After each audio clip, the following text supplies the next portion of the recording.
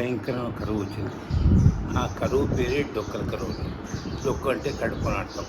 ఉదాహరణకు నేను కడుపులో అన్నం తిన్నాను తెలిస్తే నా పక్కనుండే వాళ్ళని చంపి నా కడుపులో ఉన్నాను తిన్నారట. అంత భయంకరంగా ఉన్నది. ప్రభుత్వం కూడా ఏం చేయని దిక్కుల పరిస్థితిలో నిన్న బుడ్డా వెంకరెడ్డి గారు తన ఆస్తులను నమ్మి తన దగ్గర పండే ధాన్యాలను నమ్మి అందరికీ అన్నం పెట్టి అందరు రక్షించాడు. ఎవరెవరికి రక్షించాడు? మహబూబ్ నగర్, కర్నూలు, కడప, అనంతపురం 4 జిల్లా వాసులకు రక్షించాడు. ఇప్పుడు కొంతమంది ఆడుతారు, ఈయన మహబూబ్ నగర్ పెట్టాడు. మన పిల్లలు తినక మన ఎక్కడికైనా పోతాం కదండి, అట్లా అన్నం దొరుకుతుందని చెప్పేసి అందరు ఇక్కడికి వచ్చేసినారు. అందరూ వచ్చేస్తే అందరికీ అంబలి పెట్టి ఆ జొన్నను తయారు చేసి జొన్నలో కొంచెం ఉప్పేసి కర్డ్ రైస్ తయారు చేస్తారు. అది ఉరైన తయారు చేసి ఇక పెరుగు తిందా కర్డ్ రైస్ అంటాం. ఇది అంబలి అంటారు. దీంట్లో గ్రీన్ చిల్లీ కానీ ఆనియన్ కానీ ఇస్తే దాన్ని నంచుకొని తిని బ్రతికినారట. దీన్ని మెచ్చి విక్టోరియా మహారాణి ఈ పథకాన్ని ఇచ్చింది. ఎవరికైనా ప్రజెంట్ ఇస్తే ఒక్కసారి ఇస్తారు కానీ 2-3 ఇవ్వరు.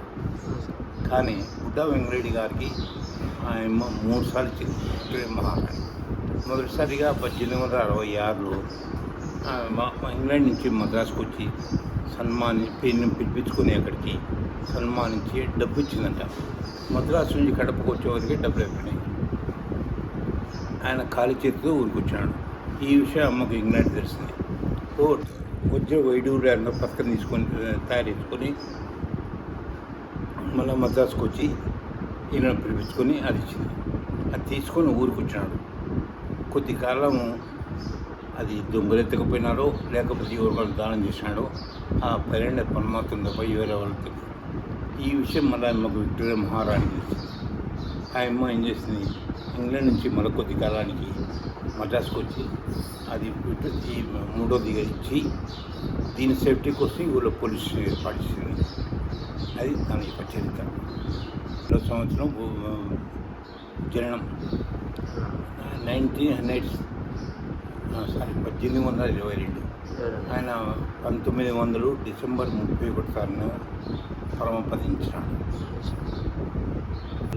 ఇలాంటి టైంలో ఇచ్చాడు. అది పోస్ట్ ఆఫీస్లో ఉంటుంది. కార్డ్స్, ఇన్నర్ కవర్స్ ఉంటాయి కదా, స్పెషల్ కవర్ అంటే ఇస్తారు.